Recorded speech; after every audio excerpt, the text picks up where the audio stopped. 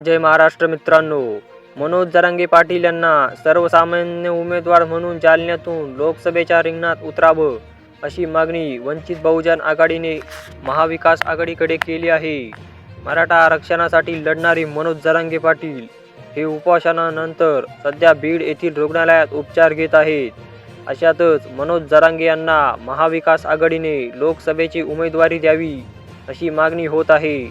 मवियात नव्याने सहभागी झालेल्या वंचित बहुजन आघाडीने मविया नेत्यांकडे मागणी केली आहे की मवियाने मनोज जरांगे यांना जालन्यातून लोकसभेच्या रिंगणात उतरावं. यावर मविया नेत्यांनी राजकीय प्रतिक्रिया येत असतानाच आता मनोज जरांगे पाटील यांनी देखील याबाबत त्यांची भूमिका स्पष्ट केली आहे. मनोज जरांगे पाटील म्हणाले, सध्या माझं पूर्ण लक्ष हे मराठा आरक्षण आहे. राजकारण हा माझा मार्ग नाही. मराठ्यांची लेकरं मोठी व्हावी यासाठी माझी झुंज चालू आहे. माझ्यासाठी समाज हा सर्वात मोठा आहे. मी माझ्या समाजासाठी काम करत राहीन आणि लढत राहीन. दरम्यान मनोज जरांगे यांनी यावेळी जाहीर केलं की ते आणि त्यांचे सहकारी 3 मार्चपासून साखळी उपोषण करतील.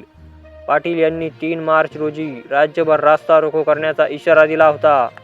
परंतु आता त्यांनी परीक्षांमुळे रास्ता रोको आंदोलन स्थगित करण्याचा निर्णय घेतला आहे.